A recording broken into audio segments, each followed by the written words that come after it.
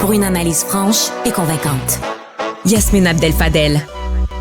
Et imaginez, ça va être la première fois depuis 5 ans que les Québécois pourront célébrer un réveillon de Noël dit normal, avec leurs proches. Les virus nous laissent tranquilles cette année. Cependant, la saison de l'influenza, elle ne fait que débuter au Québec. On a 251 cas qui ont été recensés la semaine dernière selon l'Institut national de santé publique. Comment se comporter? Est-ce qu'on a encore envie de se faire dire comment se comporter à Noël? On en parle avec Dr Luc Boileau, directeur national de la santé publique du Québec. Bonjour, Dr Boileau. Bonjour, Madame Abdel-Fadel. Est-ce que c'est vrai que c'est un retour à la normale cette année? C'est vrai que c'est un retour à une période plus normale, dans le sens que pendant la période des fêtes, on va pouvoir célébrer tout le monde. On n'a pas de crainte à avoir qui sont énormes. Par contre, les mesures sont toujours recommandées si on est malade, si on veut protéger ceux qui sont les plus vulnérables. Vous savez, à Noël, je dis Noël, la période des fêtes, là, ce sont des occasions où des familles se rejoignent, des amis, tout ça, et on met ensemble plusieurs types de personnes, dont des petits bébés et des personnes très âgées. Donc, il faut rester prudent avec celles-ci. Si on est malade, on fait de la fièvre, on a des symptômes, on essaie d'éviter des croiser, des voir. Comme je dis souvent, on joue pas avec le bébé Coupe Stanley, c'est-à-dire on se le passe d'un à l'autre, puis on l'embrasse, on le trouve beau. Là. C'est le genre de choses qu'il faut qu'ils disparaissent de notre paysage rapidement parce que ça nous donne des problèmes, ça leur donne des problèmes. Puis les personnes âgées restent vulnérables. Puis actuellement, vous le disiez bien, on n'a pas une période des fêtes où est-ce qu'on est dans des pics là, de virus, là, comme on a eu les 2 dernières années, beaucoup, puis bon, les autres avant avec la COVID, mais on a quand même des virus qui sont là et qui progressent. Vous l'avez dit, l'influenza, on a commencé la période grippale, là, elle est en train de monter, puis elle va monter.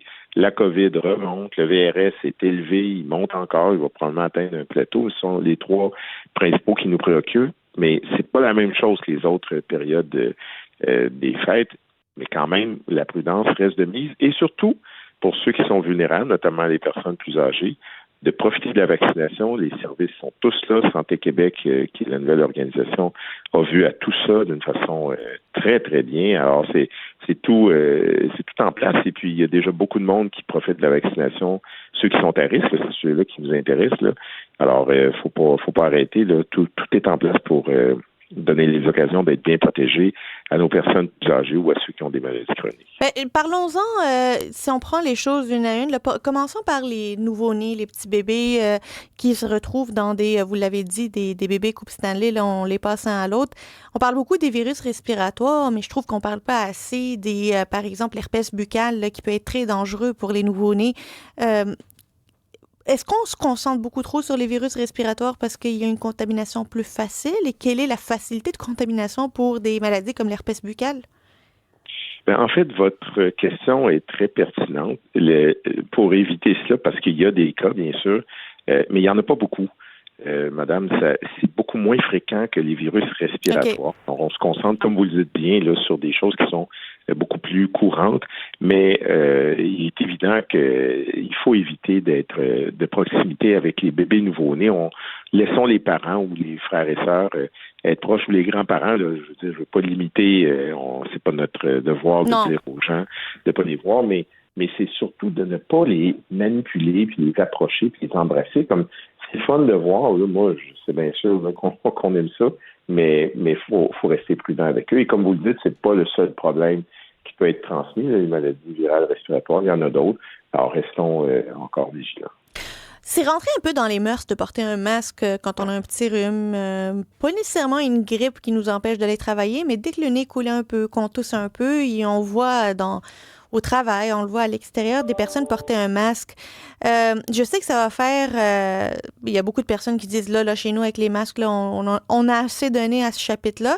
Mais est-ce que c'est encore quelque chose que l'INSPQ recommande? En fait, vous le dites bien, les masques ont été très populaires pendant la période de COVID. Là, la garde a baissé de ce côté-là. Puis, il y a beaucoup de monde qui ont poursuivi leur utilisation quand ils sont pas bien, quand ils savent qu'ils peuvent contaminer d'autres. Ça, c'est la meilleure façon de protéger les autres.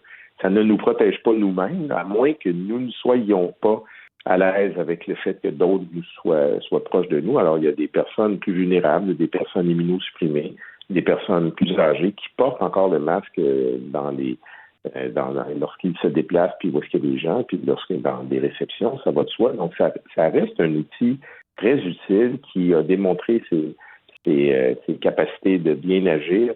Alors, il ne faut pas se gêner d'utiliser et de respecter les gens qui l'utilisent. Alors, c'est sûr que si quelqu'un comme vous, une jeune personne qui avait un doute, qui finissait une grippe, bon, ben, c'est pas bête de porter un masque si on n'est pas côtoyer des jeunes enfants ou des personnes plus âgées.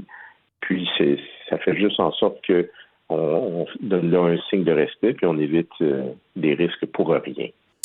Parlons du virus de la COVID-19. On n'en parle plus parce qu'on est tous un petit peu traumatisés, puis on essaye de refouler cette période-là de notre vie, là. Mais est-ce qu'il y a encore le virus qui circule encore? Est-ce qu'on voit encore des cas d'hospitalisation liés à la COVID-19? Absolument. Ça n'a jamais cessé, ça a diminué. Ça a remonté, ça a diminué, etc. On a des poussées, puis c'est pas des vagues comme celles qu'on a connues au début, mais ça ressemble à ça. Durant l'été, on a eu beaucoup de cas de COVID. On avait même, au terme de l'été, au mois de septembre, une 50aine de personnes qui en décédaient par semaine. Donc, c'est pas rien. Et donc, c'est des personnes plus vulnérables.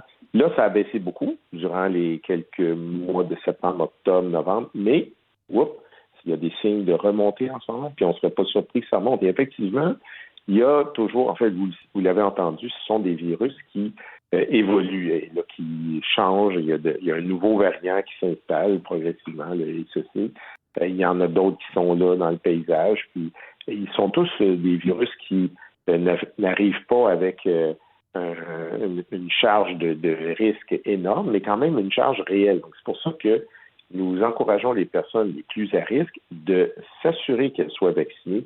C'est toujours pertinent pour les gens qui sont plus âgés, celles qui ont des maladies chroniques, tout ça, de bien s'assurer qu'on est vacciné. Et on sait comment faire ça. Si la personne vient de faire une COVID il y a moins de quelques mois à peine, 3 mois, on ne la vaccinera pas parce que sa protection va être encore efficace. Mais si ça dépasse ça, ça reste pertinent d'être vacciné. Ça prévient la maladie, oui, mais pas à 100%, mais ça prévient surtout la maladie grave. Et entendez-le, il y a des études qui sont en train de nous montrer que la COVID longue, elle s'ajoute à chaque fois qu'on fait une maladie et une COVID. Donc, on a des risques qui augmentent. C'est pas drôle. Il y a des gens très affectés par ça. Donc, ça reste une maladie présente, moins dramatique qu'elle ne l'a été sur le plan de toute la population il y a quelques années à peine. Là, vous le soulignez bien, là, on n'a pas envie de revivre ça. Non. On a envie de mettre ça en arrière de nous, mais elle reste présente et surtout présente pour, je me répète, là, bien sûr, les personnes qui sont les plus à risque. Donc, et elles se connaissent, mais donc on les encourage à bien se protéger et à faire attention pour tout le monde de ne pas leur transmettre. Avant de vous laisser aller, Dr Boileau, en avril dernier, on parlait de l'influenza B. On en est rendu où maintenant? Est-ce qu'il y a des Québécois encore qui finissent par attraper cette influenza-là? Et en quoi il diffère de l'influenza régulière là, que l'on connaît? Vous avez vraiment des bonnes questions. C'est-à-dire qu'il y a plusieurs sortes de grippes. Là. Les virus sont jamais exactement les mêmes. Ils évoluent, mais il y a en gros différents types d'influenza. Là, ceux auxquels on est confronté habituellement, c'est l'influenza de type A. Alors, c'est ce qu'on a actuellement, mais on a aussi l'influenza de type B. Et là encore, il y a des codes, je ne sais pas pour toutes vous les donner. Donc, à chaque année, on a la plupart du temps des charges importantes dans la population de type A, mais aussi de type B. Et c'est pas du tout le même virus. Et le fait d'avoir fait une grippe avec le A ne protège pas pour le B. Donc, c'est deux choses qui se présentent avec les mêmes symptômes, somme toute, mais qui arrivent un peu décalées. En ce moment, on a plus de A que de B. Habituellement, on a toujours plus de A que de B. Alors, oui, les deux circulent. L'avantage, c'est que la vaccination que nous proposons, que nous offrons aux personnes, d'abord, tous les Québécois peuvent aller se faire vacciner à partir de l'âge de 6 mois, mais ceux qu'on vise vraiment, là, c'est d'avoir des femmes enceintes, évidemment, ceux qui habitent avec les petits bébés, les personnes âgées, etc. Vous avez tout entendu ça. Et ils couvrent le A et le B. Des fois, on peut passer à côté parce qu'on n'a pas exactement la bonne formule, le bon variant, mais pour l'instant, on est confiant que ceux qu'on propose seront efficaces pour les variants que nous avons de l'influenza. Dr Luc Boileau, directeur national de santé publique, merci beaucoup d'avoir été avec nous et joyeuses fêtes. Merci et à vous aussi et à tous vos auditeurs. Donc, profitons-en bien. Merci, au revoir.